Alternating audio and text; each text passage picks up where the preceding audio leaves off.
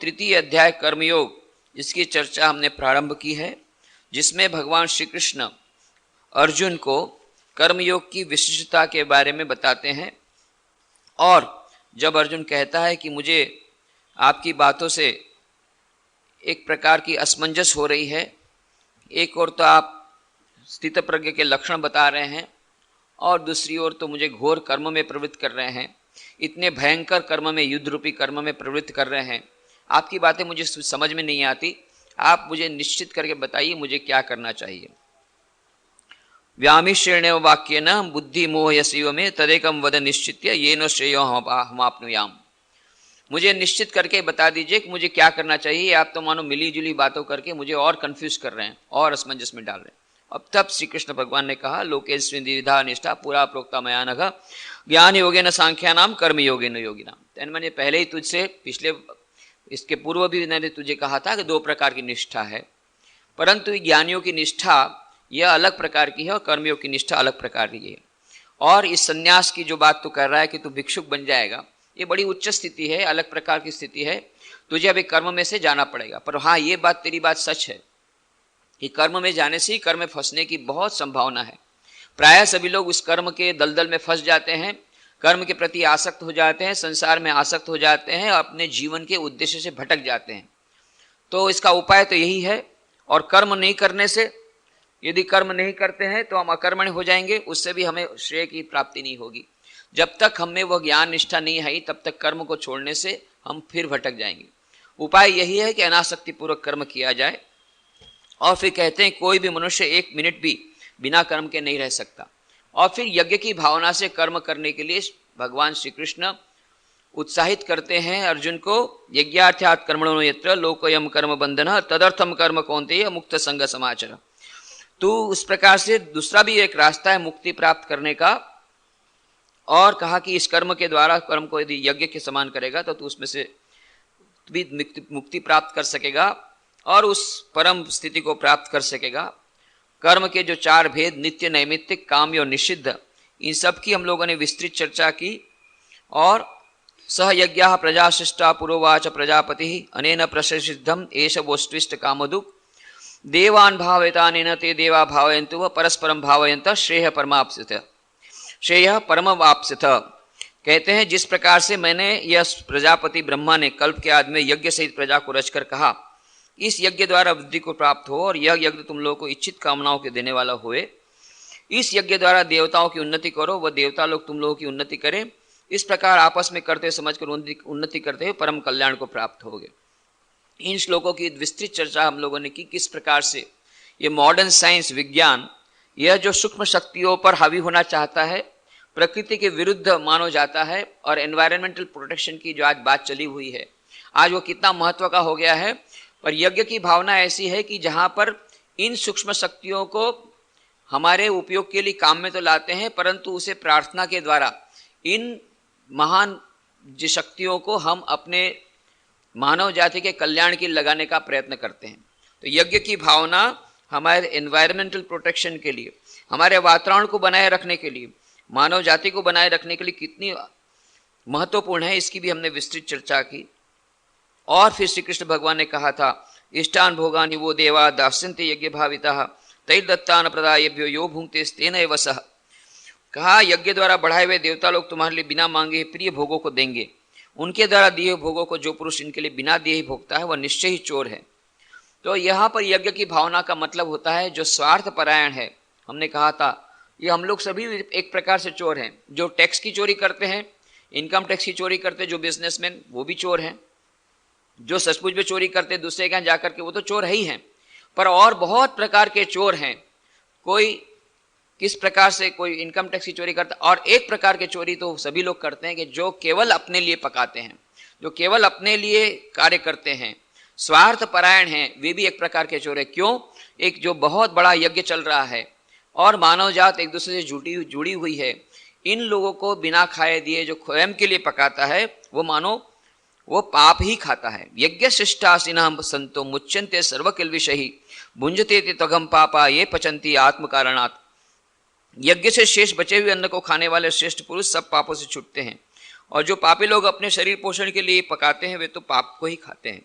कहने का मतलब जो स्वामी विवेकानंद ने इसे समझाते हुए कहा था, निस्वार्थता ही धर्म है और स्वार्थ परायणता ही अधर्म है। निस्वार्थता ही नीति है और स्वार्थ परायणता अनीति है। यह यज्ञ की भावना का मतलब होता है निस्वार्थ भावना। यह हमने कहा था, यज्ञ को केवल हम यह इसकी विस्तृत व्याख्या हम लोगों ने करते हुए कहा था कि केवल जो अग्निहोत्री आदि जो होम करते हैं, हवन करते हैं, ये केवल यज्ञ नहीं है। जो कुछ भी ईश्वर के प्रीत्यर्थ किया जाता है वह सब यज्ञ है। और आजकल जो मनुष्य मात्र में जो रहे ईश्वर, दरिद्र नारायण की सेवा, रोगी नारायण की सेवा, ये नए मंत्र शिव ज्ञान से जीव सेवा का जो मंत्र दिया, ये यज्ञ और ये सभी यज्ञ हैं। और इसीलिए नेत्र यज्ञ की हम बात करते हैं, चिकित्सा यज्ञ की बात करते हैं, ये सब यज्ञ हैं। ये आधुनिक यज्ञ की भावना, ये आधुनिक यज्ञ की परिभाषा श्री रामकृष्ण देव स्वामी विवेकानंद ने पूरा एक आज के युग के लिए एक क्रांतिकारी स्वरूप प्रदान किया है कि यज्ञ करना बहुत अच्छा है, आप हवन में घी डालिए, बहुत अच्छा है, परंतु सबसे अच्छे यज्ञ है मनुष्य मात्र में जो ईश्वर है उनकी सेवा करने के लिए जो यज्ञ किए जाते हैं। नेत्र यज्ञ, दंत यज्ञ, चिकित्सा यज्ञ, ये कितने प्रकार के यज्ञ आजकल हो रहे हैं। और ये दोनों प्रकार, ये जो यज्ञ हैं ये मानो ये दोहरा फल देने वाले हैं। जो यज्ञ कर रहे हैं, जो डॉक्टर सेवा दे रहे हैं, जो पैरामेडिकल स्टाफ सेवा कर रहे हैं, जिन्होंने आयोजन किया है, वे सब कृतार्थ होते हैं। और कर्मयोग की भावना से करने से कि हम शिव ज्ञान से जीव सेवा कर रहे हैं, उनको स्वयं को मुक्ति की प्राप्ति होती है और उधर दर्दियों को भी उससे अपने दुख से निवृत्ति मिलती है। ये मानो दो प्रकार से लाभदायक होता है। और इसीलिए स्वामी विवेकानंद ने कहा आज हमें इस यज्ञ की भावना को इस आधुनिक परिप्रेक्ष्य में हमारे जीवन में लाना पड़ेगा। और फिर अन्नाद भवन्ति भूतानि पर्जन्यादन्न संभव यज्ञाद भवति पर्जन्यो यज्ञ कर्म समुद्भव कर्म ब्रह्मोद्भवम विद्धि ब्रह्माक्षर समुद्भवम तस्मात् सर्वगतम ब्रह्म नित्यम यज्ञ प्रतिष्ठितम। यह श्री कृष्ण भगवान ने कहा कि संपूर्ण प्राणी अन्न से उत्पन्न होते हैं, अन्न की उत्पत्ति वृष्टि से होती है, वृष्टि यज्ञ से उत्पन्न होती है और यज्ञ कर्मों से उत्पन्न होने वाला है।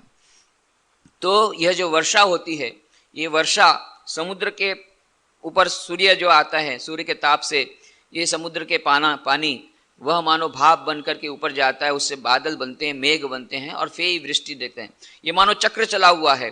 ये समुद्र का पानी ऊपर जाकर बादल बना, फिर मेघ बनकर के फिर से आया और फिर वो पानी गया नदी में गया और नदी से फिर समुद्र में गया। तो ये मानो एक बहुत प्रकार का एक बड़ा चक्र चल रहा है। तो यह पूरा सारे विश्व में हम देखते हैं कि लेन देन की भावना से पूरा विश्व चल रहा है। कर्म ब्रह्मोद्भवम विद्धि ब्रह्माक्षर समुद्भवम तस्मात् सर्वगतम ब्रह्म नित्यम यज्ञ प्रतिष्ठितम।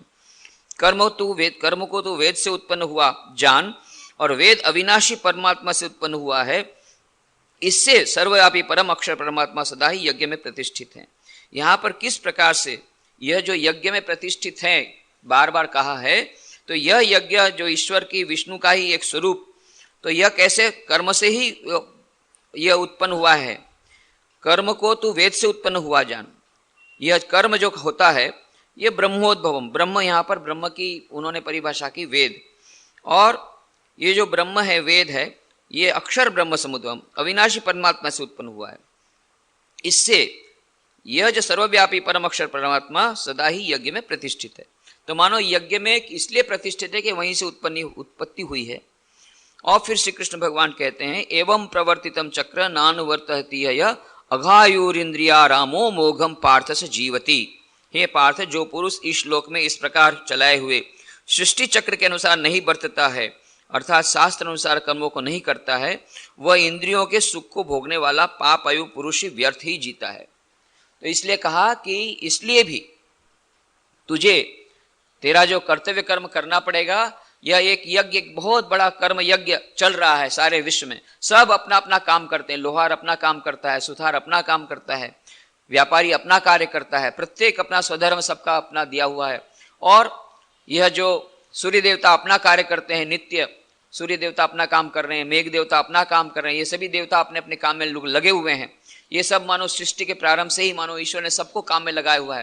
प्रत्येक यह जो मनुष्य है उसके लिए भी मानो इस प्रकार से कार्य रखा गया है। उस कार्य के माध्यम से यह मानो एक पूरी सृष्टि का संचालन हो रहा है। उस सृष्टि का जो यज्ञ, सृष्टि रूपी यज्ञ है, उसमें हम अपना छोटा छोटा योगदान देते हैं। यह योगदान के द्वारा, यह योगदान भले छोटा हो, यदि किसान बोले कि नहीं मैं अपना स्वधर्म नहीं करूंगा और सभी किसान यही बोले नहीं भाई हम लोग अपना अपना कोई स्वधर्म करना नहीं चाहते हैं, तो फिर धान उत्पन्न नहीं होगा, लोगों को खाने नहीं मिलेगा, लोग बिना खाए मर जाएंगे। सूर्य देवता बोले कि नहीं हमको एकदम अभी 4 दिन की छुट्टी थी, हमको भी 4 दिन की छुट्टी चाहिए, ये होली की छुट्टी हम भी लेंगे, और इस प्रकार से 4 दिन की छुट्टी ले लें। और फिर बोले नहीं 4 दिन की 4 महीने की छुट्टी ले लें, फिर बोले 4 साल की छुट्टी ले लें, तो हो गया, कल्याण हो जाएगा। न फिर वो भाप बनेगी, न फिर वर्षा आएगी।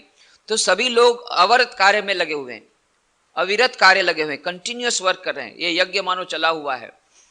इसलिए जो हमारा स्वधर्म है उस स्वधर्म को यदि नहीं करते हैं तो ये मानो हम उस विश्व चक्र उस चक्र के बाहर इस चक्र का पालन नहीं करते हैं, तो मोघम पार्थ से जीवती, यह पाप आयु पुरुष व्यर्थ ही जीता है। तो फिर हमारा जीवन ही व्यर्थ चला गया यदि हमने अपना स्वधर्म नहीं किया। और तब अर्जुन बोलता है कि अरे फिर से उसको वही प्रश्न आया कि आप ही ने उस समय कहा था स्थित प्रज्ञ लोग तो बिल्कुल काम नहीं करते हैं, और इधर आप चक्र की बात करें तो उनको चक्र लागू नहीं पड़ता है क्या? उनको तो आपने बोल दिया था कि वो तो बहुत उच्च स्थिति है, और इधर आप हमको तो बल रल रहे कि तुमको स्वधर्म करना ही पड़ेगा।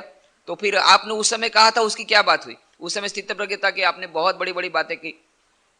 कई लोग प्रश्न भी पूछते हैं, ये जितने महात्मा लोग हैं सब हिमालय में बैठे हुए जंगल में तपस्या कर रहे हैं और ये बेकार अपना जीवन व्यर्थ नष्ट कर रहे हैं। देखिए गृहस्थ लोग बोलते हम लोग कितना काम करते दिन रात, और ये लोग पड़े पड़े खा रहे हैं, राम नाम जपना, पराया मल अपना, बड़े मजे कर रहे हैं, गुलछली उड़ा रहे हैं, कुछ काम नहीं करते हैं, निठल्ले बैठे हैं। तो इसी के उत्तर में भगवान श्री कृष्ण कहते हैं यस्त्वात्मरतिरेव स्यात् आत्मतृप्तस्य मानवः आत्मन्येव च संतुष्टः तस्य कार्यम न विद्यते। परंतु, तू माने परंतु, परंतु ये सब बताया साधारण व्यक्ति के लिए। साधारण व्यक्ति के लिए सब कुछ जो अभी तक बताया वो सब एप्लीकेबल है। परंतु तू, परंतु यह जो मानव मनुष्य आत्मरति ही, आत्मा में ही प्रीति वाला, आत्मतृप्त, आत्मा में ही तृप्त है, आत्मा में ही जिसकी संतुष्टि है, तथा आत्मा में ही संतुष्ट है, तस्य कार्यम न विद्यते, उसके लिए कोई कर्तव्य नहीं। तो आत्मतृप्त और आत्मसंतुष्ट की अंतर क्या हुआ? ये आत्मा के अलग अलग शब्द हैं। आत्मा में ही प्रीति वाला, यहां पर आत्मा में प्रीति वाला, यहां मानो यह आत्मा में प्रीति वाला अपने मन से संबंधित है, अपने आप में प्रीति वाला, अपने आप में ही उसका प्रेम, उसको बाहर से कोई प्रेम की अपेक्षा नहीं है, तो यह मानो मन से संबंधित है। यहां आत्मतृप्त, ये मानो ज्ञानेन्द्रिय, उसकी ज्ञानेन्द्रियों को बाहर भटकने की जरूरत नहीं है। हमारी आंखें चाहती है बाहर का रूप देखने के लिए, हमारे श्रवणेन्द्रिय चाहती है बाहर का अच्छा अच्छा सुनने के लिए, पर जो आत्मतृप्त है उसको किसी भी प्रकार के देखने की, सुनने की या चखने की कोई इच्छा उसमें नहीं है, सब कुछ उसका हो गया, वो एकदम तृप्त है और संतुष्ट है। उसकी कर्मेंद्रियां भी संतुष्ट हैं, उसको और कहीं जाने की जरूरत नहीं है, ना उसको पैदल जाना है, ना पैरों से आगे जाना है, ना हाथों से उसको काम करना है। कर्मेंद्रियां भी अपने आप में संतुष्ट है, तो सभी प्रकार से संतुष्ट है, उसके लिए कोई कार्य नहीं है, बाकी सभी के लिए कार्य है। पहले हमको टेस्ट करना पड़ेगा कि क्या हमारी ऐसी स्थिति हुई कि हमको कोई प्रकार की इच्छा नहीं है कि हम वो नाटक देखने जाएं, कि वो सिनेमा देखने जाएं, कि ये देखने जाएं, कि या ये सुने या वो चखें, कोई प्रकार की इच्छा हमारे में नहीं है, और किसी से हमको कोई अपेक्षा नहीं है। हम अपने आप में संतुष्ट हैं, आत्मतृप्त हैं और आत्मरति है, हमको किसी से प्रेम की आवश्यकता नहीं, अपने आप में ही प्रेम है, अपने आप प्रेम भी अपने आप में है और किसी के प्रेम की आवश्यकता नहीं। इस प्रकार की स्थिति हुई है, तस्य कार्यम न विद्यते, तब फिर उसके लिए कोई कार्य बचे नहीं, फिर वो कार्य न करे। फिर ये जो यज्ञ जो चल रहा है, इस यज्ञ के वो बाहर चला गया, वो इस प्रकार की जो परंपरा से चला गया, फिर उसके लिए कोई कार्य कर्तव्य कर्म नहीं है। वो यदि चाहे तो समाधि स्थिति में रहे, जैसा उसको चलना रहे। क्यों?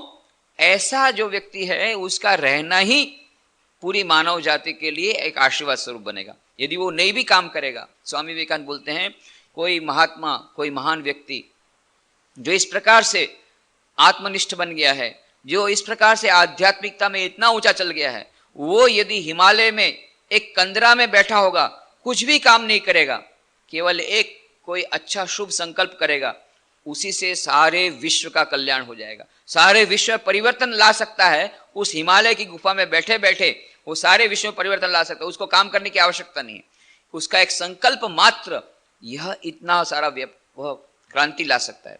तो ऐसा जो व्यक्ति जो इस स्थिति तक पहुंचा है, वो यदि ध्यान में मग्न रहे, केवल संकल्प करे, अपने मन से प्रार्थना करे लोगों के कल्याण के लिए, या शुभकामनाओं को भेजे, शुभकामनाओं के विचारों रूपी तरंगों को चारों ओर भेजे, उसी से विश्व का बहुत बड़ा कल्याण होगा। उसको फिर और इस प्रकार से कार्य करने की आवश्यकता नहीं है। गांव में जाकर के मोबाइल मेडिकल यूनिट लेकर के, डॉक्टर को लेकर के उसको चिकित्सा करने के लिए वो कार्य से वो समाप्त हो गया। वो उस स्थिति तक पहुंच गया। उस स्थिति को पहुंचने के तक के लिए ये सब यज्ञ की आवश्यकता है। इसलिए तस्य कार्यम न विद्यते, फिर उसको कोई कार्य नहीं रहता है। नैव तस्य कृते नार्थो ना कृते नेह कश्चन न चास्य सर्वभूतेषु कश्चिदर्थ विपाशयः। इस संसार में उस पुरुष का किए जाने से भी कोई प्रयोजन नहीं है। कृतेन इह, इस संसार में, तस्य उस पुरुष का, कृतेन माने किए जाने से, एव भी कोई अर्थ प्रयोजन नहीं है। अकृतेन न किए जाने से भी कश्चन, अकृतेन न किए जाने से कश्चन कोई, न च अस्य सर्वभूतेषु नहीं है, तथा अस्य इसका सर्वभूतेषु संपूर्ण भूतों में, कश्चित कुछ भी, अर्थ व्यपाश्रय, अर्थ व्यपाश्रय मतलब स्वार्थ का संबंध नहीं है, लेन देन का कोई संबंध नहीं है। ऐसे व्यक्ति का लेन देन से कोई संबंध नहीं, स्वार्थ का कोई संबंध नहीं है। तो इस प्रकार से ऐसा जो व्यक्ति है, उस पुरुष के किए जाने से भी कोई प्रयोजन नहीं है और न किए जाने से भी कोई प्रयोजन नहीं है, तथा इसका संपूर्ण भूतों में कुछ भी स्वार्थ का संबंध नहीं है। तो इस प्रकार से दो श्लोक जो बताए उसमें ये मानो एक्सेप्शन बताया। इस प्रकार का एक्सेप्शन बताकर ये श्री कृष्ण भगवान ने बताया। और आदि शंकराचार्य अपने भाष्य में इसके लिए लिखते हैं, प्रयोजन निमित्त क्रिया साध्यो व्यपाश्रयो व्यपाश्रयणम कश्चित भूत विशेषम आश्रित्य न साध्य कश्चित अर्थ अस्ति येन तदर्था क्रिया अनुष्ठेया स्यात्। अर्थात किसी फल के पाने के लिए किसी प्राण विशेष का जो सहारा लेकर क्रिया की जाती है उसका नाम अर्थ व्यपाश्रय है। तो इस आत्मज्ञानी को किसी प्राण विशेष का सहारा, किसी प्राणी विशेष का सहारा लेकर कोई प्रयोजन सिद्ध नहीं करना है, जिससे कि उसे तदर्थ किसी क्रिया का आरंभ करना पड़े। इसलिए उसमें कोई लेन देन की भावना नहीं है। इसका कारण यह है, लेन देन की भावना क्यों नहीं है? क्योंकि उसको कहीं से कुछ लेना नहीं, कुछ लेने की इच्छा भी नहीं है, उसको कुछ पाना प्राप्त नहीं है। और दूसरा यहाँ पर कहा कि यह जो स्वामी विवेकानंद ने पहले ही बताया था कि प्रमाद और तमोगुण के कारण कई प्रकार से हमारे समाज में तमोगुण ने घेर लिया था, तो स्वामी विवेकानंद उसके विरुद्ध में ही कहा था। पर जो सच्चे सन्यासी हैं वे उस उच्च स्थिति पर पहुंच गए हैं, उनके लिए फिर कार्य करनी रहता, वो अलग बात है। पर अधिकांश लोग जो अपने आप को मानते हैं कि हम उस स्थिति तक पहुंच गए, सचमुच में ऐसा नहीं है। स्वामी विवेकानंद ने कहा अधिकांश लोग जो अपने आप को इस प्रकार से ज्ञानी मानते हैं, घोर तमोगुण में डूबे हुए, पर अपने आप को ज्ञानी मानते हैं। अधिकांश लोग यह आलस के कारण, जो आलसी है वो भी बोलता मैं काम नहीं करूंगा, और अपने आलस के कारण बोलता नहीं मेरे को काम से कोई प्रयोजन नहीं, मैं आत्मरति हूं, आत्मतृप्त हूं। यह तो परीक्षा करने पर पता लग जाता है। इसीलिए ये आत्मतृप्ति, यहाँ पर आत्मरति, इन सब की विशेष व्याख्या करते हुए कहते हैं आचार्य शंकर, आत्मना एव तृप्तो न अन्न रसादिना। वह आत्मा में ही संतुष्ट रहता है, उसे आत्मा में ही तृप्ति मिलती है। संतोषो ही बाह्यार्थ लाभे सर्वस्य भवति तम अनपेक्ष आत्मन्येव च संतुष्ट सर्वतो वीत तृष्णः। अर्थात बाह्य विषयों के लाभ से तो सबको संतोष होता है, पर उनकी अपेक्षा न करके जो आत्मा में ही संतुष्ट है, अर्थात सब वो से तृष्णा रहित है, ऐसे ही आत्मज्ञानी व्यक्ति के लिए कर्म की कर्तव्यता का अभाव माना गया है दूसरे के लिए। और शंकराचार्य लिखते हैं, यह ईदृश आत्मविद तस्य कार्य करणीयम न विद्यते न अस्ति। जो ऐसा आत्मज्ञानी है उसके लिए कुछ भी कर्तव्य नहीं हुआ। तो मतलब यह है कि इस प्रकार की जिसकी ज्ञान निष्ठा है उसके लिए ठीक है, परंतु यह ज्ञान निष्ठा हमको बाहर से यदि हमने कहा सोहम ब्रह्म, मैं तो वही ब्रह्म हूं, मैं अहम ब्रह्मास्मि, ऐसा कहने से नहीं होगा। जैसे तोता है, तोता भी रटता है और सीताराम सीताराम सीताराम, पर श्री रामकृष्ण देव उदाहरण देते हैं, और जहां बिल्ली आकर के पड़ते हैं तो टें टें करने लगता है। उसी प्रकार से हम लोग भी, कई लोग ऐसे हैं बहुत बड़ा हम ब्रह्मास्मि करते हैं, परंतु जहां भूख लगी तो रोटी रोटी चिल्लाते हैं। तो अरे भाई, जब तुम आत्मज्ञानी हो तो काहे को रोटी चिल्लाते हो?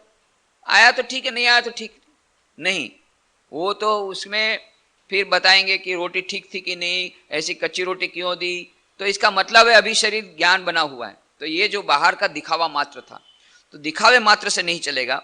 उस प्रकार की स्थिति यदि पहुंच गई है तब फिर तुम्हारा कर्म नहीं है, बाकी सबको कार्य करना पड़ेगा और इस यज्ञ में भाग लेना पड़ेगा।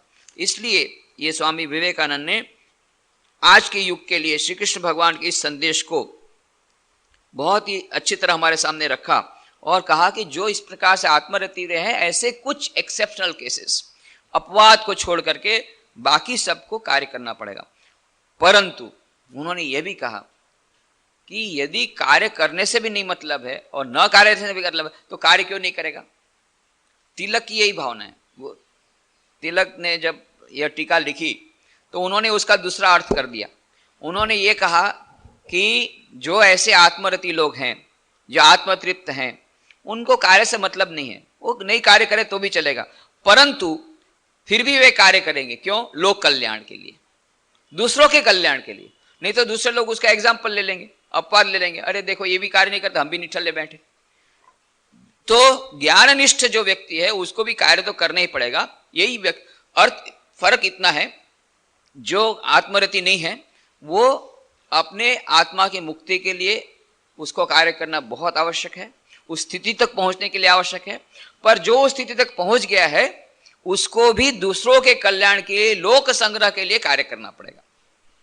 यहीं पर आदि शंकराचार्य और लोकमान्य तिलक की दृष्टि में भेद है। आदि शंकराचार्य कहते हैं ज्ञान निष्ठा की बात तो फिर क्यों रह गई? तो फिर ज्ञान निष्ठा की बात ही कहां रहेगी? यदि ज्ञान निष्ठा वाले को भी कर्म करना पड़ेगा भले लोक संग्रह के लिए, और कर्म योगी को भी कर्म करना पड़ेगा, तो फिर दोनों की फिर अंतर कहां रह गया? तो यहां पर स्वामी विवेकानंद दोनों का बैलेंस बताते हैं। स्वामी विवेकानंद कहते हैं नहीं, जो आत्मरति है, जो इस प्रकार की स्थिति तक पहुंच गया है, वो चाहे तो रामकृष्ण देव के समान सदैव वो समाधि अवस्था में रहे और चाहे तो लोक कल्याण के लिए कार्य करे। ये दोनों प्रकार से है। परंतु स्वामी विवेकानंद कहते हैं, उन्होंने जब रामकृष्ण मिशन की स्थापना की तो उन्होंने जितने सन्यासी हैं उनके लिए उन्होंने यह आवश्यक कहा कि सबको यह शिव ज्ञान से जीव सेवा का आदर्श अपनाना पड़ेगा। उसके लिए उन्होंने बहुत सारे कारण दिए। उन्होंने कहा कि जो लोग अभी हम लोगों को, जिन लोगों को अभी उस प्रकार की उच्च स्थिति प्राप्त नहीं हुई है, आत्मरति प्राप्त नहीं है, आत्मतृप्त भी नहीं है, उस स्थिति को प्राप्त करने के लिए हमको कर्म से होकर के गुजरना पड़ेगा। अधिकांश लोगों के लिए कर्मयोगी सर्वश्रेष्ठ है। दूसरा, जिन लोगों की उस प्रकार की स्थिति है, वो आत्मतृप्त हो गए, उन लोगों के लिए भी कर्म करना इसलिए आवश्यक है कि इस समाज ने, इस साधु समाज को हजारों वर्षों से पाला पोसा है। आज समाज की इतनी दुरावस्था है, तब सन्यासी समाज जो है वो स्वार्थपरायण नहीं हो सकता। ठीक है, उसका कार्य हो गया, फिर भी समाज को वापस देना पड़ेगा। और ये समाज आज जब खराब अवस्था में है तो उन लोगों को इसका वापस देने के लिए उसको समाज के लिए भी सेवा करना पड़ेगा। ये सन्यासी को भी सेवा करनी पड़ेगी। परंतु सेवा करने का यह जो उपदेश दिया, उससे जो हमारा मुख्य उद्देश्य, उसे भटक तो नहीं गए हैं? भटक गए हैं, अवश्य भटक गए हैं। यदि हम उसको समाज सेवा के रूप में लें तो हम भटक गए हैं, पर यदि हम उसको समाज सेवा के रूप में न लें, हम यही समझे कि यह भी एक यज्ञ है, उसको हम यही समझे कि हम वो ईश्वर की सेवा कर रहे हैं, शिव ज्ञान से जीव सेवा कर रहे हैं, यदि वो मन में रहेगा तब फिर वो भटकना नहीं है। ये दो प्रकार का कार्य करेगा। एक पंथ दो काज के समान कार्य करेगा, डबल कार्य होगा, दुगना कार्य होगा। एक दूसरे का तो भला होगा ही, दरिद्र नारायण का भला होगा, दरिद्र का भला होगा, उसका दुख कम होगा, समाज का भी कल्याण होगा, साथ साथ में आत्मा का भी कल्याण। इसलिए आत्मनो मोक्षार्थम जगत हिताय च, ये मंत्र उन्होंने रखा। यह मंत्र एक नया मंत्र स्वामी विवेकानंद ने रखा, जो सन्यासियों के लिए भी और जो रामकृष्ण मिशन के जो गृहस्थ भक्त उन लोगों के लिए, दोनों के लिए मंत्र बहुत ही बड़ा महत्व है कि आत्मनो मोक्षार्थम। अभी तक का मंत्र एक ही था, आत्मनो मोक्षार्थम। जीवन का उद्देश्य है आत्मनो मोक्षार्थम, केवल आत्मा की मुक्ति प्राप्त करो और मोक्ष प्राप्त करो और उस आत्मज्ञान को प्राप्त करो, आत्मरति हो जाओ, आत्मतृप्त हो जाओ, बस जीवन का लक्ष्य पूरा हो गया। स्वामी विवेकानंद कहते हैं उससे आगे बढ़ करके नहीं, उससे भी आगे बढ़कर जगत हिताय च उन्होंने जोड़ दिया। जगत का कल्याण करते करते, जगत की सेवा करते करते, शिव ज्ञान से जीव सेवा करते करते। क्यों? दो कारण। एक कि उस आत्मनोमोक्षार्थम के लिए भी जगत हित बहुत आवश्यक है। क्यों? कर्मयोग पैरामाउंट, परिमयोग सबसे अधिक महत्व का। उसी इतना ही नहीं, जिनको इस प्रकार से आत्मा के उस प्राप्ति हो गई, आत्म साक्षात्कार हो गया, मुक्ति की प्राप्ति हो गई, उन लोगों को भी यह कर्तव्य है कि दूसरों के लिए कर्म करे। क्यों? स्वामी विवेकानंद बहुत सुंदर उदाहरण देते हैं। कोई यदि कहे कि मैं पहले खाऊंगा, बाकी लोगों को बाद में खाने को मिलेगा, बचेगा तो खाएंगे, पहले मैं खा लूं। श्री रामकृष्ण उदाहरण देते हैं, एक आम आया तो दो प्रकार के लोग रहते हैं। एक प्रकार का आदमी क्या रहता है, वो क्या करता है, देख लेता है आजू बाजू कोई है कि नहीं, कोई नहीं है, तुरंत वो लाया अच्छा वाला आम, सीजन के पहले आया, मैं पहले सीजन का पहला आम है भाई, बहुत बढ़िया आम है, सीजन का पहला आम, बहुत अच्छा। तो एक ही आम है, ज्यादा तो आम मिल नहीं रहा है, बस गया अपने कमरे में, खिड़की दरवाजे बंद किया और बढ़िया से उसको समाप्त किया, आनंद लिया उसने। दूसरे आदमी ने क्या किया, उसने देखा भाई एक ही आम है, दूसरा आम बाजार में आया नहीं है, अभी नई सीजन अभी आई नहीं, परंतु वो खाने बैठा, उसको लगा अरे मेरे दोस्तों को भी तो पहला आम है, उनको तो आम मिला नहीं हुआ। उसको बुलाया, SMS किया, टेलीफोन किया और सब बैठ करके एक साथ उसका छोटा छोटा करके 10 जन मिलकर खाए। तो किसको आनंद ज्यादा मिलेगा? ये श्री रामकृष्ण कहते हैं, दूसरा व्यक्ति है उसी को आनंद ज्यादा मिलेगा, और वही सच्चा वही व्यक्ति है। यह निस्वार्थता की थोड़ी सी बात उसमें आ गई। स्वामी विवेकानंद बोलते हैं, जिस प्रकार से जो ऐसा कहता मैं अकेला खाऊंगा, आम अकेला खाऊंगा, वो एक स्वार्थी है। उसी प्रकार से जो व्यक्ति कहता मैं पहले मुक्ति प्राप्त करूंगा, देश जाए भाड़ में, दुनिया जाए भाड़ में, समाज जाए भाड़ में, मैं मुक्ति प्राप्त करूंगा, यह भी एक प्रकार के स्वार्थ परायणता।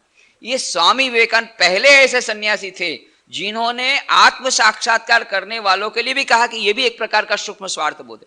जो कहता मैं पहले मुक्ति प्राप्त कर लूं, मैं पहले मोक्ष प्राप्त कर लूं, मैं पहले आत्मज्ञान प्राप्त कर लूं, दूसरों का जो होना हो, नहीं। स्वामी विवेकानंद बोलते हैं जब तक इस दुनिया में एक भी व्यक्ति है, इस संसार में एक भी व्यक्ति ऐसा है जिसको उस ईश्वर की प्राप्ति नहीं हुई, तब तक मैं अविरत कार्य करता रहूंगा, मैं अपनी मुक्ति को स्वीकार नहीं करूंगा।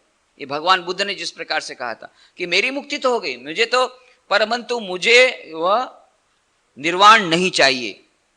बोधिसत्व की जो भावना है, बोधिसत्व की भावना यही है कि मैं निर्वाण प्राप्त नहीं करूंगा। जब सभी मनुष्य को, जितने संसार में जितने जीवों को, सभी लोगों को जब निर्वाण की प्राप्ति हो जाएगी, वो लोग दुख से निवृत्त हो जाएंगे, वो लोग सभी प्रकार के दुख दूर हो जाएंगे, अंत में मैं निर्वाण प्राप्त करूंगा। यह बोधिसत्व की उतनी उच्च भावना है। ये बोधिसत्व की भावना को स्वामी विवेकानंद ने रखा।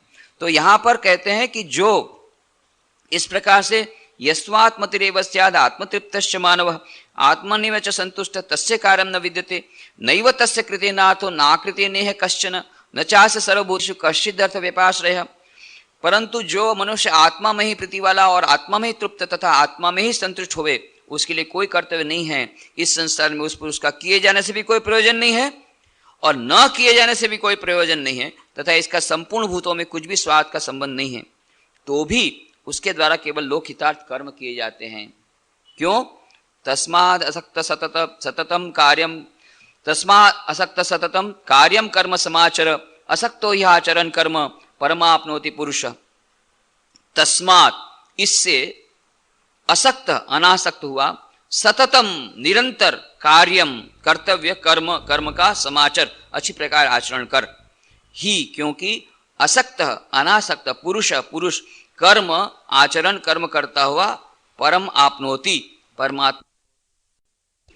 अर्जुन, तू निरंतर कर्तव्य कर्म का अच्छी प्रकार आचरण कर, क्योंकि अनासक्त पुरुष कर्म करता हुआ परमात्मा को प्राप्त होता है। अब यहीं पर दो प्रकार की भावनाएं हो गई। किसी ने ये वो तिलक ने कहा, लोकमान्य तिलक ने, देखो ये तस्मात् इसलिए कहने का मतलब होता है कि जो ज्ञान योगी है, ज्ञान की जो निष्ठा वाला है, वह भी कर्म करे।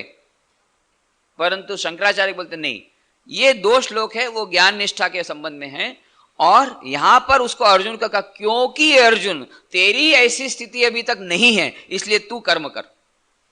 लोकमान्य तिलक क्या कहते हैं, नहीं नहीं, ये दोनों श्लोक के बाद जब उन्होंने कहा कि कर्म न करने से भी उसका मतलब नहीं है और न कर्म करने से मतलब नहीं, इसलिए तू ज्ञान निष्ठा वाला होने पर भी तू कर्म कर।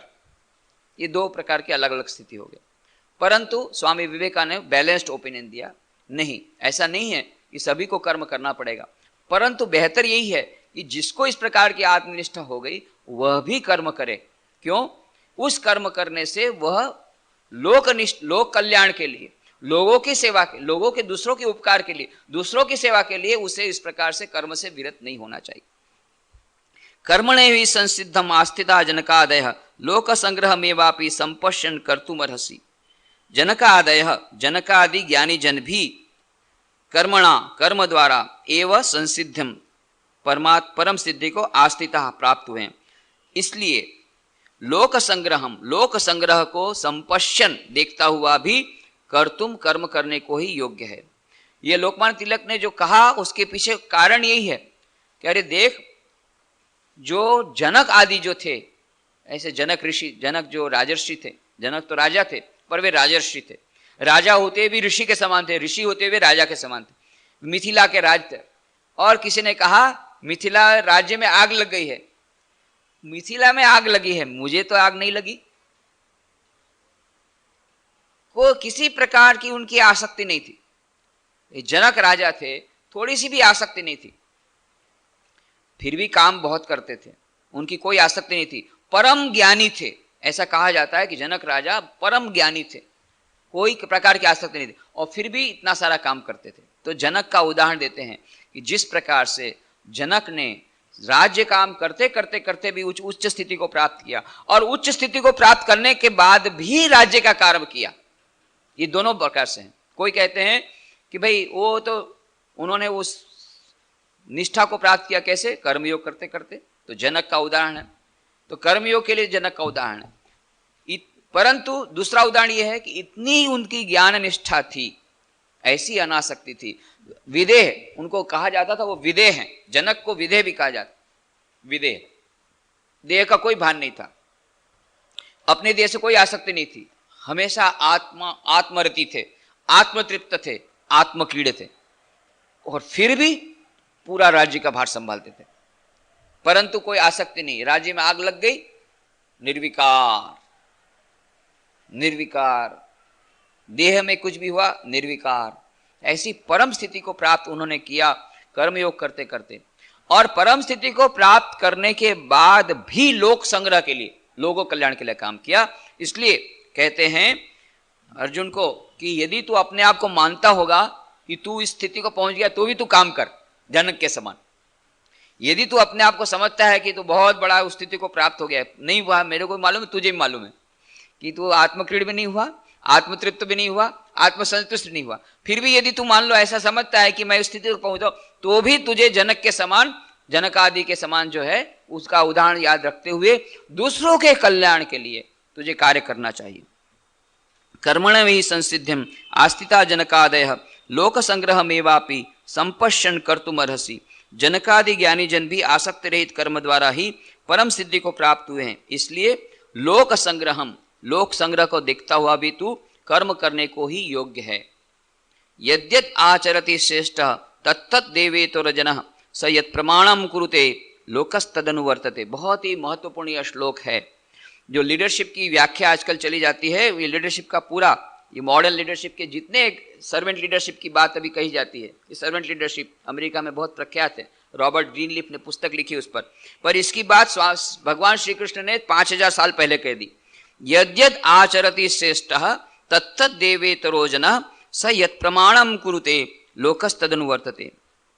श्रेष्ठ, श्रेष्ठ पुरुष, यत् जो आचरति, आचरण करता है, इतरह अन्य जनः पुरुष भी तत् तत् उसके ही एवं ही अनुसार बरतते हैं। सह वह पुरुष यत् प्रमाणम, जो कुछ प्रमाण कुरुते कर देता है, लोग भी तत् उसके अनुसार अनुवर्तते, उसके अनुसार बरतते हैं। तो क्यों कहा उन्होंने? दो प्रकार से कहा कि देखो यह यज्ञ करना बहुत आवश्यक है उस परम स्थिति को पहुंचने के लिए। केवल अपवाद किसका है? जो आत्मतृप्त है, आत्मसंतुष्ट है, आत्मरति है, उनके लिए इस किसी प्रकार के कर्तव्य कर्म का आवश्यकता नहीं, यज्ञार्थात कर्म करने की आवश्यकता नहीं। उस चक्र में अपने आप का हिस्सा यदि उन्होंने दे तो भी चलेगा। परंतु ऐसी स्थिति होने के बावजूद भी जनक के समान तो लोक संग्रह के लिए कार्य कर। क्यों? बड़े लोग जो करते हैं लोग उसी का उदाहरण देते हैं। लोग तो ये कहेंगे देखो इन्होंने काम नहीं किया हम भी नहीं करेंगे। कई बार ऐसा होता है, लोग ये नहीं देखते कि अरे उसने तो सब कुछ काम कर लिया, अच्छा वो तो ये कहते आपने नहीं किया तो हम क्यों करेंगे। वो ये नहीं देखते कि अरे उनकी स्थिति हो गई, जब वो जवान थे तो कितना सारा काम करते थे, अभी बुढ़ापे में काम नहीं कर रहे हैं, पर नहीं आप नहीं करते हम भी नहीं करेंगे। हम तो देख करके सीखते हैं, आप कितना घंटा काम करते हैं उस प्रकार से हम करेंगे। एक जगह पर ये ऑफिस में सब लोग लेट आया करते थे, ये प्रथा ही बन गई थी, और गवर्नमेंट ऑफिस में तो ये होता ही है टाइम पर। एक ऐसे कलेक्टर आए, वो जो टाइम था उसके आधे घंटे पहले आते थे। अब उनको ना नोटिस निकालना पड़ा, कुछ नहीं, अपने आप, क्योंकि भाई वो तो साहब खुद बड़े साहब आते हैं। इतने इसके पहले कितनी बार नोटिस निकाला था कि भाई राइट टाइम पर आइए, राइट टाइम पर आइए, कोई नहीं आता था। अब कलेक्टर खुद आने लग गए आधा घंटा पहले, जख मार के सब आना शुरू कर दिया, बोलना नहीं पड़ा किसी को। क्यों? अब वो बड़े साहब आए हैं तो सलामी देने के लिए आना ही पड़ेगा। प्यून को भी आना पड़ा, पहले दरवाजा खोलना पड़ता है, सब कुछ करना पड़ता है, पूरा ऑफिस से शुरू हो गया। क्यों? यद्यत आचरति श्रेष्ठ तत्त देवेत जना। तो जो नेता है, जो लीडर है, उसकी बहुत बड़ा कर्तव्य हो जाता है कि वह कैसा आचरण करता है, लोग उसके आचरण से सीखेंगे। इसलिए श्री कृष्ण भगवान कहते हैं कि देख, it will set a bad example, bad precedence. यह जो तू इस प्रकार से यदि कार्य छोड़ देगा तो बाकी लोग तो तेरे से ही सीखने वाले हैं। कहते अरे इतना महान अर्जुन, यदि वो हमारा अपना खुद का कर्तव्य नहीं किया तो हम भी कर्तव्य नहीं करेंगे। हजारों योद्धा जो आए हैं वो भी डिमोरलाइज हो जाएंगे, उनका भी स्पिरिट जाता रहेगा, और वो भी यही सीखेंगे। अरे ठीक है, वो ये नहीं देखेंगे कि तेरी कौन सी स्थिति हो गई है, किस स्थिति में तू है, वो तो बाहर से देखेंगे। भीतर में तेरा डिटैचमेंट हो सकता है, तेरी अनासक्ति हो सकती है शायद, पर वो तो यही देखेंगे कि अरे इतने बड़े अर्जुन ने जब अपना कर्तव्य करने का तो हम क्यों करेंगे। इतना बड़ा अर्जुन जब आलसी है तो हम भी आलसी बने। इतना बड़ा अर्जुन जब कार्य नहीं करता हम क्यों कार्य करें। इतना बड़ा जब बॉस ही खुद लेट आता है हम क्यों न लेट आए। बॉस यदि आधा घंटा लेट आता है तो हम लोग 25 मिनट तो 8 तो आ ही सकते हैं, 5 मिनट पहले आ जाएंगे, हो गया खत्म, कोई प्रॉब्लम नहीं है। तो जैसा नेता लोग करते हैं ऐसा ही करते, इसीलिए आचार्य का एक बहुत बड़ा कर्तव्य हो जाता है। यद्यत आचरति श्रेष्ठ तत्त देवेतरो जना। लोग देख करके सीखते हैं, और इसीलिए आचरण के ऊपर खास दृष्टि रखनी पड़ेगी, बाह्य आचरण पर। यह हो सकता है कि आपको अभी आवश्यकता नहीं है। कई आजकल युवा पीढ़ी का सबसे ज्यादा प्रॉब्लम यह है कि आजकल वो लोग बिल्कुल इनडिसिप्लिन हो गए। कोई ओबीडियंस नाम की वस्तु नहीं रही, कोई डिसिप्लिन नाम की वस्तु नहीं रही। पर उसके पीछे की साइकोलॉजी यही है कि हम तो भाई आप लोगों से सीखते हैं, आप भी पैसे के पीछे पागल, हम भी पैसे के पीछे पागल। पिताजी सिगरेट 2 पिएंगे तो हम 4 पिएंगे। आप कितना भी बोलेंगे कि नहीं smoking is very bad, smoking is very bad, आप दिन रात बोलेंगे और आप खुद गुटखा खाते रहेंगे। टीचर लोग भी बोलते हैं देखो भाई ये कैंसर वगैरह होता है इसलिए नहीं खाना चाहिए, और फिर बाद में बोलते हैं जरा मेरे लिए गुटखा लिया। टीचर लोग ही बोलते हैं गुटखा लिया विद्यार्थी को, और सारा दिन पढ़ाते पाठ कि नहीं ये गुटखा नहीं खाना चाहिए, कैंसर होता है, और ये धूम्रपान नहीं करना चाहिए। तो युवा पीढ़ी बोलती है हम लोग तो आप जो करते हैं वही करने वाले हैं। आप यदि 10 कदम आगे चलेंगे हम 100 कदम आगे चलेंगे। आप किस तरफ जाते हैं आप देखिए, हम आपके पीछे पीछे हैं। आप जो करेंगे वही हम करेंगे, आप जो बोलेंगे वो नहीं करेंगे। ये तो बंदर की जात है। कितनी बार उसको बोला टोपी छोड़ दो, टोपी फेंको, नहीं फेंका, पर उसने खुद ने अपनी टोपी फेंक दिया, सब बंदर ने टोपी फेंक दिया। कितनी बार उसने कहा कि टोपी दे दो, टोपी दे दो, टोपी दे दो, नहीं, पर जहां उसने अपनी टोपी फेंकी सब बंदर ने अपनी टोपी फेंक दी। तो इसीलिए पर ये आज की साइकोलॉजी नहीं है, आज से 5000 साल पहले की साइकोलॉजी। ये मनुष्य मात्र का ये मनोविज्ञान है कि वह उदाहरण से सीखता है। वी लर्न फ्रॉम एग्जाम्पल, कि बड़े लोग जो करते हैं हम लोग उसी से सीखते हैं। वो जो कहते हैं उससे हम नहीं सीखते, जो करते हैं उससे हम सीखते हैं। इसीलिए बड़े लोगों का ये बहुत बड़ा कर्तव्य हो जाता है कि आचरण को ठीक रखने के लिए, चाहे भले उसको आवश्यकता न हो, परंतु दूसरों को एग्जाम्पल देने के लिए भी, दूसरे उसका दूसरा गलत समझ न ले, उसके लिए भी उसे सावधान रहना पड़ेगा। एक बहुत बड़ी जिम्मेदारी जो लोग इस प्रकार से आचार्य हैं उनके ऊपर हो जाती है। जो आचार्य, जो लीडर हैं, जो नेता हैं, जो आगे जिनके ऊपर से सब लोग सीखते हैं। तो इसीलिए कहते हैं यद्यद आचरति श्रेष्ठ तत्तदेवेतरो जनः स यत् प्रमाणम कुरुते लोकस्तदनुवर्तते। श्रेष्ठ पुरुष जो जो आचरण करता है, अन्य पुरुष भी उसके ही अनुसार बरतते हैं। वह पुरुष जो कुछ प्रमाण कर देता है, लोग भी उसके अनुसार बरतते हैं। और फिर श्री कृष्ण भगवान खुद का उदाहरण देते हैं। अरे और की बात जाने दे, न मे पार्थास्ति कर्तव्यम त्रिषु लोकेषु किंचन नानवाप्तम अवाप्तम वर्ते एव च कर्मणि। पार्थ, हे अर्जुन, मुझे त्रिषु लोकेषु, तीनों लोक में, किंचन कर्तव्यम, कुछ भी कर्तव्य नहीं है। भगवान को क्या कर्तव्य हो सकता है? भगवान का कोई कर्तव्य है क्या? वह सबसे पर है। मेरा तो तीनों लोक में कुछ भी कर्तव्य नहीं है। तथा अवाप्तव्यम, किंचित भी प्राप्त होने योग्य वस्तु, अनवाप्तम, अप्राप्त नहीं है। कोई भी ऐसी वस्तु जो मुझे प्राप्त नहीं है। अरे भगवान के द्वारा ही तो सब वस्तु निकली हुई है, उसको क्या प्राप्त करने योग्य है? उसको क्या बाकी है मिलने के लिए? सब तो उसी के पास है। कुछ भी प्राप्त करने के लिए मेरे पास बाकी नहीं है। कोई भी प्राप्त होने योग्य वस्तु अप्राप्त मेरे लिए नहीं है। तो भी कर्मणि एवं वर्तित, कर्म में मैं बरतता रहूं। मैं हमेशा कर्म करता रहता हूं, निरत कार्य करता हूं, अविरत कार्य करता हूं। और उनके जितने रिप्रेजेंटेटिव हैं ईश्वर के, जितने उनके प्रतिनिधि हैं, वो भी अविरत कार्य करते रहते हैं। ये सूर्य देवता अविरत कार्य करते रहते, पृथ्वी अविरत प्रदक्षिणा करती रहती है सूर्य की। ग्रह नक्षत्र तारे सब अपनी प्रदक्षिणा में लगे हुए हैं, सब अविरत कार्य कर रहे हैं। तो ये ईश्वर भी अविरत कार्य कर रहे हैं। बोले मैं ही स्वयं कार्य में कर रहा हूं। दूसरा तो तुझे जनक का उदाहरण दिया और दूसरा उदाहरण खुद का बताते, बोले मैं भी अविरत कार्य करता हूं। कहने का मतलब श्री कृष्ण भगवान कहते हैं कि सभी प्रकार से यज्ञ की दृष्टि से भी यह आवश्यक है कि हम वो कार्य करें, जो कुछ हमारा दैनंदिन नित्य नैमित्तिक कार्य करें, हमारा जो कर्तव्य कर्म है अच्छी तरह करें और चिंता न करें कि हम कर्तव्य कर्म करने से हम भटक जाएंगे, हमें श्रेय की प्राप्ति नहीं होगी, हमें ईश्वर की प्राप्ति नहीं होगी, हमें आत्म साक्षात्कार प्राप्त नहीं होगा। नहीं, ऐसी बात नहीं है, अवश्य हो सकता है।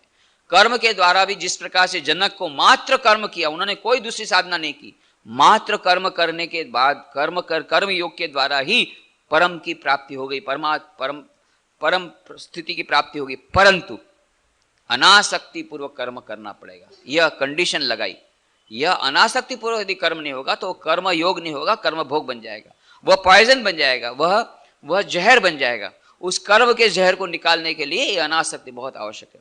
और इसी का सब पूरा कर्मयोग में विभिन्न भांति से श्री कृष्ण भगवान अर्जुन को समझाते हैं। और स्वामी विवेकानंद ने हमारे आधुनिक युग के लिए, आज के लिए हमारे इसका क्या उपयोग है।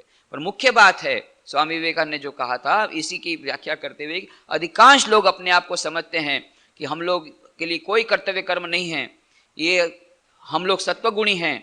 स्वामी विवेकानंद ने कहा, मैंने सब लोगों का जांच पड़ताल की है, अधिकांश लोग घोर तमोगुण में डूबे हुए, आलसी है, काम नहीं करना, इसलिए बोलते अरे काम करके क्या होगा, दुनिया तो 3 काल में मिथ्या है। अच्छा, दुनिया 3 काल में मिथ्या है और रोटी सत्य है, तो रोटी खाने के लिए क्यों जाते हो भाई 2 बार? और इस प्रकार आलोचना करते हो, आज फलाने सेठ के यहाँ बहुत अच्छा भंडारा है, यहाँ चले जाओ, सारा दिन उसी में बिताते हो। तो अन्न सत्य हो गया, भंडारा सत्य हो गया, मिठाई सत्य हो गई, और बाकी सब तीनों काल में मिथ्या है। कार्य करने के लिए तीनों काल में मिथ्या है, दुनिया 3 काल में मिथ्या है, बस कोई कार्य हमारे लिए शेष नहीं रहेगा। यह अपने आप को धोखा देना है। तो स्वामी विवेकानंद बोलते हैं, आज हमें घोर कर्मयोग की आवश्यकता है, परंतु कर्मयोग, कर्म भोग नहीं। अनासक्ति पूर्वक कर्म करेंगे, यज्ञ की भावना से कार्य करेंगे, सेवा की भावना से कार्य करेंगे, निस्वार्थता पूर्वक कार्य करेंगे, तो इसी कार्य के द्वारा हम उस परम तत्व की प्राप्ति कर सकते हैं। तो यह मानो कर्मयोग आज के अधिकांश लोगों के लिए, खास करके जो लोग गृहस्थाश्रम में हैं, और स्वामी विवेकानंद ने तो सन्यासियों के लिए भी कंपलसरी कर दिया, गृहस्थों की तो बात ही सवाल नहीं है, गृहस्थ लोगों के लिए तो है ही कंपलसरी, सन्यासियों के लिए भी यह आवश्यक कर दिया स्वामी विवेकानंद ने। जो भी रामकृष्ण मिशन ज्वाइन करेगा उसको कर्मयोग, उसको राजयोग, भक्ति योग, ज्ञान योग, उसमें से जो भी योग का पालन करना हो करे, न करना हो न करे, पर कर्मयोग कंपलसरी, यह करना ही पड़ेगा। बिना कर्मयोग के खाना पीना नहीं मिलेगा, जाओ छुट्टी, कर्मयोग करना पड़ेगा। हाँ ठीक है, कोई बीमार है 2-4 दिन के लिए अलग बात है, बाकी सबको यहाँ ड्यूटी दी हुई है।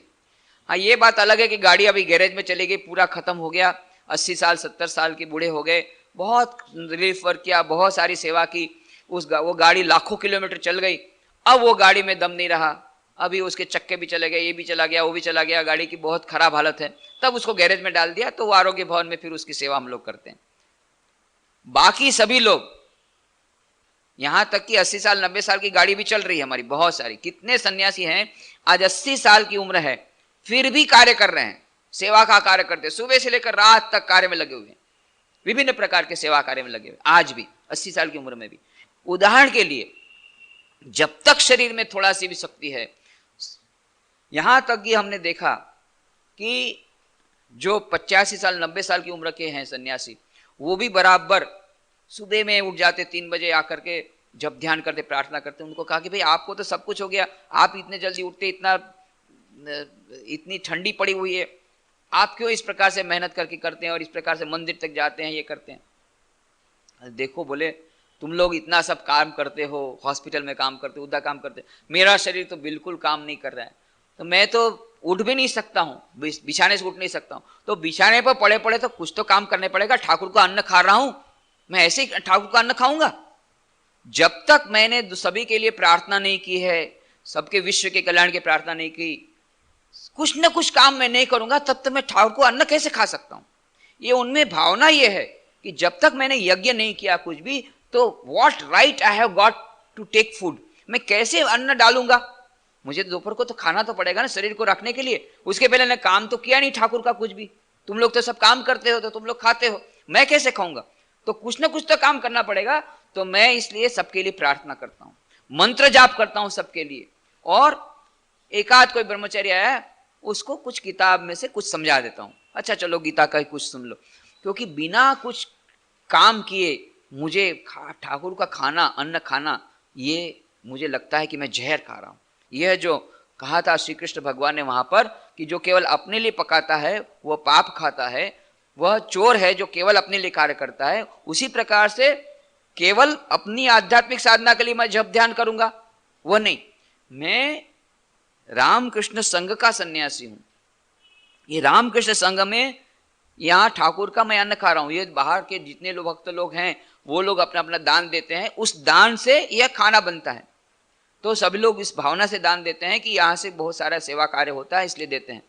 मैं तो कोई सेवा कार्य नहीं कर रहा हूं, तो मुझे इसका खाने पर क्या अधिकार है, ठाकुर का अन्न खाऊंगा, ईश्वर का यदि प्रसादी में खाऊंगा, तो मुझे कुछ न कुछ करना चाहिए।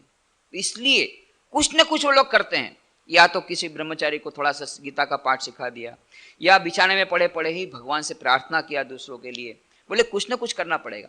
ऐसे कितने सन्यासियों से हम मिले, उन्होंने ये कहा कि आज भी 90 साल की उम्र में भी उनको ये अच्छा नहीं लगता कि हम कार्य कर रहे हैं, और फिर भी ऐसा समझते हैं कि अरे तुम लोग तो इतना काम कर रहे हो, हम लोग ने अपने जमाने में बहुत काम किया था, अब ये शरीर की ऐसी स्थिति है, अब कार्य करना संभव नहीं है, तो मैं इतना ही काम करता हूं।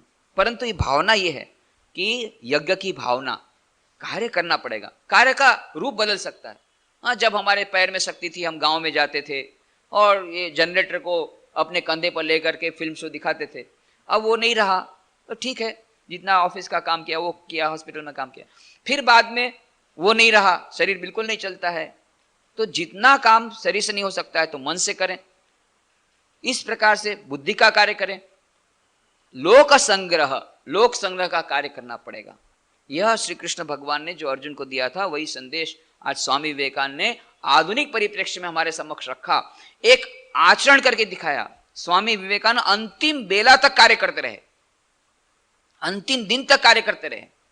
जिस दिन उन्होंने 4 जुलाई 1902 को महासमाधि ली, उस दिन भी सुबह 3 घंटा मंदिर में प्रार्थना की, बाद में दोपहर को 4 घंटे 3 घंटा स्वामी प्रेमानंद से बात की, क्या बेलू मठ में क्या क्या योजना करनी होगी और आगे का क्या क्या करना पड़ेगा, यह योजना उन्होंने बताई। अंतिम दिन तक कार्य करते करते उन्होंने शरीर छोड़ा। तो ऐसे कितने सन्यासी हैं जो इस प्रकार से चाहते हैं कि हमारे अंतिम श्वास तक हम लोक कल्याण का कार्य करें।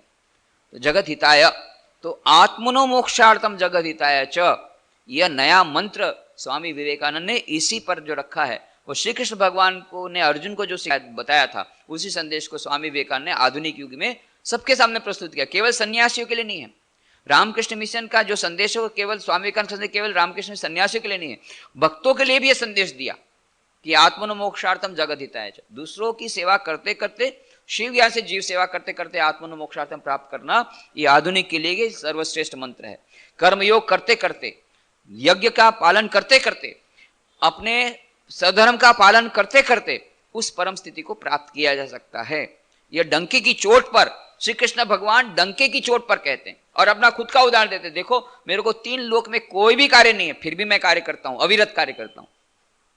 यदि तुम समझते हो, आत्मतृप्त हो, आत्मकीड़ हो, तो भी तुम कार्य करो। क्यों? मैं कार्य कर रहा हूं कि नहीं? मुझे क्या प्राप्त करना है? कुछ भी चीज ऐसी जो मुझे प्राप्त नहीं है, फिर भी मैं लोक संग्रह के लिए कार्य कर रहा हूं। यह विदेह जनक राजा, जनक थे, विदेह थे, उसको कोई आसक्ति नहीं थी, कोई प्रकार की कामना नहीं थी, फिर भी वो जगत के कल्याण के, लोक के कल्याण के लिए कार्य कर रहे थे। तो लोक कल्याण के लिए कार्य, तो ये अर्जुन को कर्मयोग का यह जो उपदेश देते हैं, उस पर विस्तृत चर्चा हम लोग अगले रविवार को फिर करेंगे। आज यही समाप्त।